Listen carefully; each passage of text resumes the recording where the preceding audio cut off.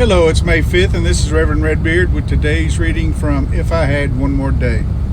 Day 125, Leaving the Crowd.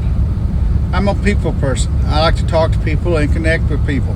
However, sometimes my need for people can be unhealthy. I can become a people pleaser if not careful, and this isn't good. It's not good for me, and it's not glorifying to God. If I'm willing to stay around people who are negative and gossipy, and if I get sucked into that, knowing that it's wrong, then the balance is tipped. I'm not loving them well because I'm thinking about myself. I'm wanting their acceptance. I'm willing to compromise my beliefs and conscious to get the acceptance. Proverbs 29:25 says, "Fear of man will prove to be a snare, but whoever trusts in the Lord is kept safe." People pleasing is a trap. Jesus wants us to live differently. Psalm 118:8 tells us, "It's better to take refuge in the Lord than to trust in man." While Jesus lived on the earth, he loved people, but he wasn't a people pleaser. He loved them with a pure love, a love that wanted them to reach their full potential and to leave their sinful ways behind. Jesus loved people so much that he wanted the very best for them.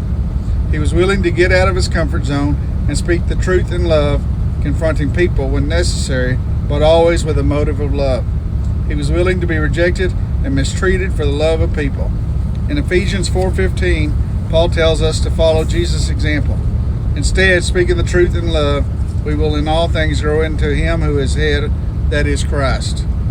As a Jesus follower, we must be willing to leave the crowd at certain times. Galatians 1:10 asks, "Am I now trying to win the approval of men or of God? Or am I trying to please men?" If I were still trying to please men, I would not be a servant of Christ.